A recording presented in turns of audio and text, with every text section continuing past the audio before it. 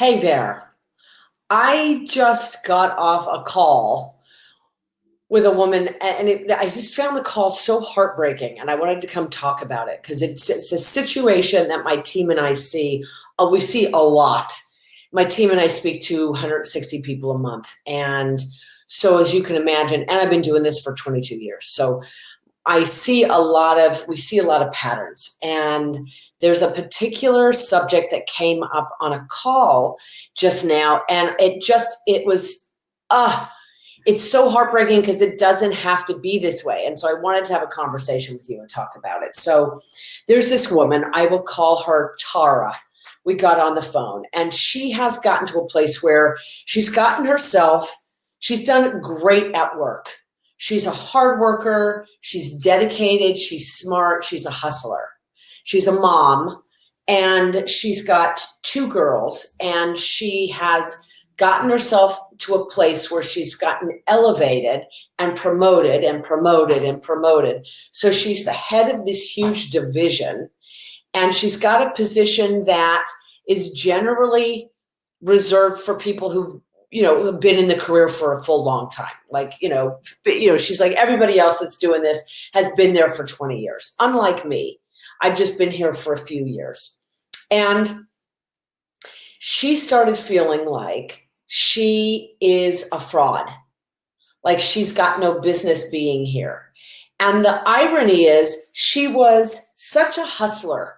It's what got her the position in the first place. She's got this great position. She works for this small branch of the federal government, United States, and she's making a huge difference. She's uniquely qualified. Like nobody could be doing this position like she is. Uniquely qualified. She's got this position that she's making this huge difference for her community and this community that it serves as a whole, this huge impact. And it's her dream job, and it's about to come crashing down. Her words, not mine. And so I had a conversation with her. Hey, if you're here, say hi. I want to just see who's here and say hello and welcome you. So we were having this conversation, and she started, and she's saying, I've got this dream job. It's been going for a bit, and it's, as I was in my lower position, I just kept doing my best and showing up every day. And I would kind of ignore the protocol, not like break rules or anything, but say, oh, we should be having conversations with those people and bring them together. And she just went out there and just started being bold and doing it. And she was so bold that they couldn't not promote her. Does that make sense? Like they just had to, hey, Pericles, welcome. If you're here, say hello. I'm so happy you're here. Thank you. So it was like she had done such amazing work that they could not promote her. Does that make sense? Like she had to be rewarded. She had to get this position. The problem is, so I'm kind of checking in with her going, but what's the problem? Like, why are we on the phone? And she said, as soon as she got the promotion, she stopped. She froze. She said she lost herself, and all that gumption and all that get up and go has just vaporized. And so, hey, Diana, welcome. So she's gotten herself escalated to this position. It would make a huge difference for her to stay here for so many people. And yet she's in this position where she just said she just lost herself and she can't do it. And she's terrified to even show up at work each day. So I said, well, what's going on? And she said, well, it's because everybody else in this position has been here for 20 years. And I feel like I'm a fraud and they're going to find out. And so we looked at it, we unpacked it, and I said, well, then why did they promote you? Well, because I was being my best then, but now I'm not. And I was like, so what's going to happen if you continue on this path? Well, I'm going to prove my worst case scenario true. And it's all going to come crashing down. And she could see that that was predictable. It wasn't just in her head at this point. She was starting to get bad performance reviews. And they're like, what's happened? What's going on? And she said, well, she's only telling me, she didn't want to tell them. But what happened is she's just embarrassed now to have this job. And she can't find herself and can't get herself into action any longer. I mean, you hear why I say it's tragic. It doesn't have to be this way. And I asked, well, what's the worst part about that? And she said, I don't want my girls to grow up in this world. I'm the first person in my family to have any job, anything like this. The first one to go to college. The first one to have a position like this of national renown. And I'm about to lose it. And as we were on the phone, I could kind of see the whole mechanism, of the brain kind of kicking in. And she just kept saying, you know what? It's just, I was like, well, let's figure out a plan. And she said, oh, no, I can't. I should probably just quit. I just can't. It's just bigger than me. It's got me beat. And it's like, there's this parable. I'm going to misphrase it if you heard this or if you're the author of this.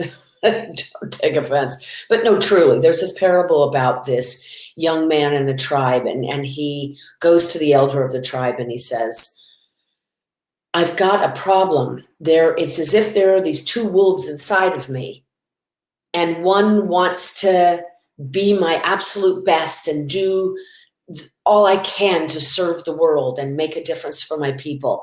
And the other one wants to burn it all to the ground. The other one is angry. The other one is resentful. The other one wants to kill everything I create. Which wolf is going to win? And the elder of the tribe said, the one that you feed. And I told this story to her while we were on the phone. And it didn't make a difference. The fear won. She said, I just can't. And I said, well, can't what? And she said, I just can't even think about this. I'm so behind now on work because I can't get myself to do my work. I just need to go get back to work. And I said, well, what's going to happen then? Well, I'm just going to come up short again and again. And it was just so tragic. She hung up the phone, and it didn't have to be that way. And for many years, my team and I delivered programs in corporations and organizations, and we dealt a lot with executives. I mean, that was the basic people that we interacted with every day, was high level executives. And you would think, like, when somebody's attained that level of success, that it would never bother them. They'd never have conversations of feeling like a fraud or feeling inadequate to the task. Not so. That's where the whole phrase of imposter syndrome came from, is people being elevated into these positions just like this woman, being the perfect person for the task, but the only one who thinks that they're not is them. Yeah, Pericles, wow, the one you feed, right? So are you going to feed? Which wolf are you going to feed? The one that says you can get out there and make all the difference that you want in this world, or the one that says you can't? And it's so unnecessary.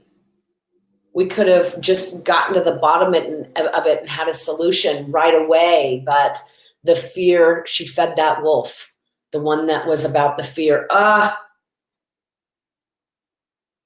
What about you? Which wolf is winning in your life? Which one are you feeding? And if you find yourself in that position where it's like, you know what? I think I'm feeding the wrong one, then it's time that we talk. My team and I are happy to have a breakthrough session with you. It's completely free. We love giving back in this way. Like I said, we speak to 160 people a month.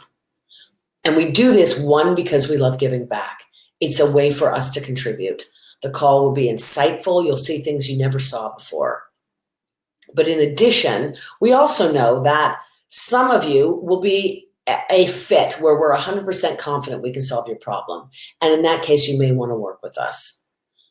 Either way, I can promise you an awesome call that'll rock your world. Hey, Pamela, how are you? So good to see you. I'm sorry to hear that your stress wolf is winning right now. Okay, I'm going to show you. Here's the link if you want to schedule a call to speak with us, a free breakthrough session. Plan on about 90 minutes and we'll get to the bottom of whatever it is that's stopping you. And if the wrong wolf is being fed right now, so to speak, we'll help you feed the things that will actually feed your desires and the difference that you want to make. All right, I just couldn't let this time pass without getting on and connecting with you and having that conversation with you. Don't let the thing that stops you be you. Just like with this woman, it doesn't have to be that way. All righty, here's to everything you want being fulfilled in your life. I wish you the very, very best. Thank you for being here. Bye.